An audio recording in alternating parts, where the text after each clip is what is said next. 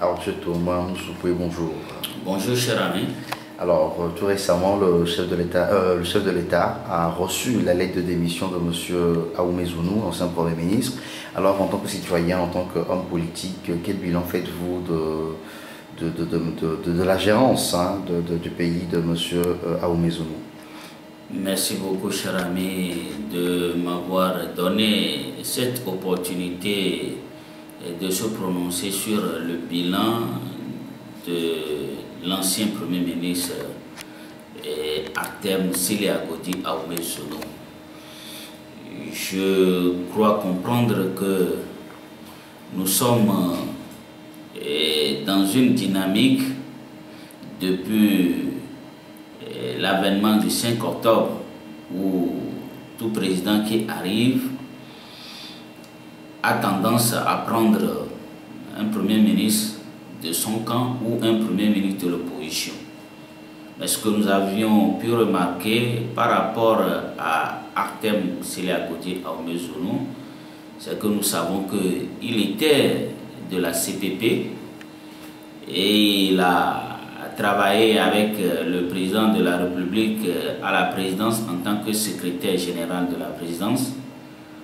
Après, il est allé au ministère du Commerce avant de remplacer son Excellence Gilbert Fossou-Ngbo.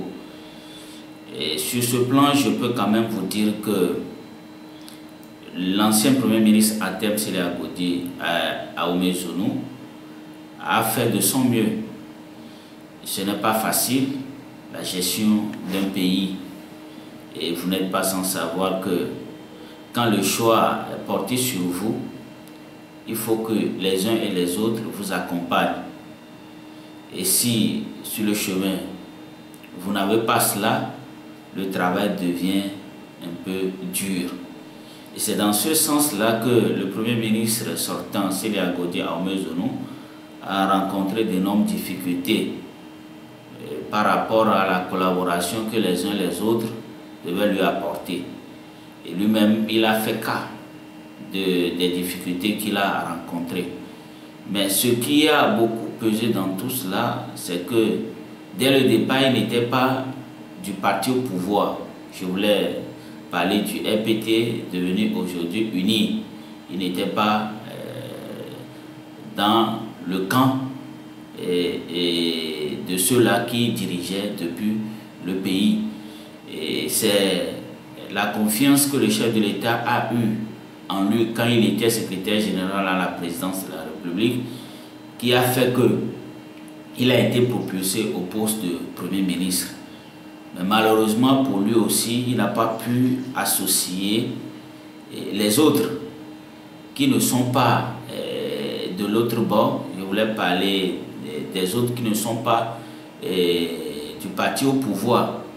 Je voulais parler de ses camarades de l'opposition. Sinon, le travail devait être facile pour lui. Mais nous pouvons aussi dire que tout homme est faillible. Il a pu faire ce qu'il a pu. Et je crois que c'est un bilan mitigé pour se prononcer sur ce qu'il a pu faire pendant les 3 ans à la tête de la primature. Alors, le chef de l'État a nommé récemment un nouveau Premier ministre en la personne de M. Glassou Selom. Et que pensez-vous de lui? Pensez-vous qu'il puisse faire l'affaire? Oui, je crois comprendre que le chef de l'État reste toujours dans la logique du fait que quand il était allé à Accra ces derniers temps, il a fait une déclaration que les uns et les autres oublient, puisque à l'époque, le chef de l'État avait dit que lui va respecter rigoureusement la constitution togolaise en vigueur. Et vous n'êtes pas sans savoir que dans l'article 66 de notre constitution, il est clairement dit que le président de la République nomme le Premier ministre dans la majorité parlementaire. Donc, suite aux élections présidentielles de 2015, le président a eu à nommer son Premier ministre dans sa majorité, en la personne de M. Selom Komi Glassou. Alors, il peut arriver qu'on puisse voir le bac aux côtés de M. Classo Selom. Pour ce qui concerne la présentation du bac aux côtés de M. Selom Classo, ce n'est pas quelque chose qui est d'actualité, puisque vous n'êtes pas sans savoir que quand le Premier ministre Selom Komi Classo a été nommé, il a commencé par consulter les partis politiques de l'opposition. Et aujourd'hui, vous devez aussi remarquer que aucun des partis politiques de l'opposition n'est arrivé sur un média pour dire qu'il a été consulté par le Premier ministre ou par le président de la République. C'est-à-dire que vous aussi, vous n'avez pas été consulté?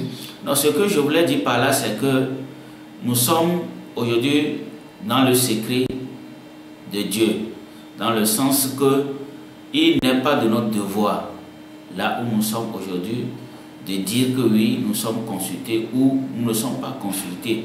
D'autant plus que nous avions su qu'il y avait d'autres formations politiques qui ont été consultées et qui ne sont pas venus sur les médias pour dire oui, on nous a consultés. Voilà la proposition que nous avions faite par rapport à la formation du nouveau gouvernement en question.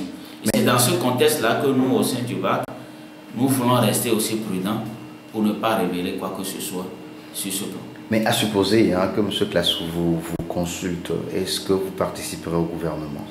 Et je disais tout à l'heure que il est de notre devoir de ne pas dire si, oui ou non, on nous a consultés.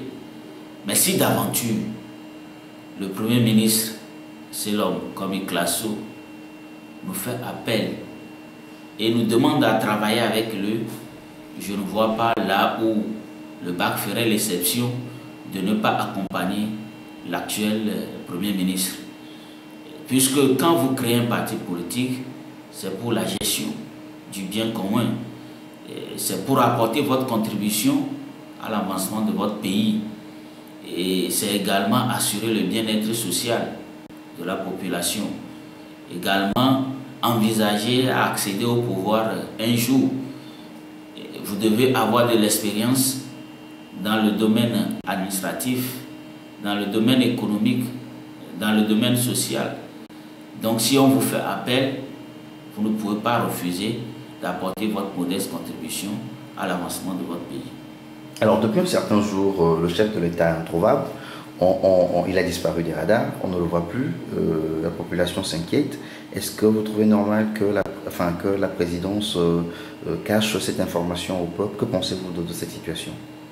Non, par rapport à ce qui concerne l'état de santé du chef de l'État que les médias évoquent aujourd'hui, nous, au Bloc d'action pour le changement BAC, quand nous prenons la Constitution en son article 78, c'est dit clairement que en cas d'empêchement, de maladie ou quoi que ce soit, c'est le Premier ministre qui assure l'intérim du président de la République.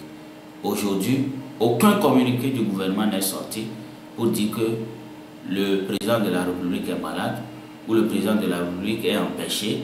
Donc, il faut que le Premier ministre assure l'intérim du président de la République. Et c'est dans ce sens-là que nous disons que si le président de la République n'est pas visible aujourd'hui, cela ne prouve pas qu'il a des ennuis ou il a quoi que ce soit. Au Bloc d'action pour le changement, nous voulons dire à la population togolaise en général et à la communauté internationale en particulier que notre chef de l'État, son Excellence Faure Gnassingbé, se porte bien et il est là, il se repose. Bientôt, les Togolais le verront à l'œuvre. Alors, est-ce que vous l'avez vu, M. Moussoupoui? Vous l'avez vu vous-même? Et je dois quand même vous dire que je suis dans le secret des dieux et je dois vous affirmer que le président est là. Bon, pourquoi en faire un mythe? Non, ce n'est pas un mythe.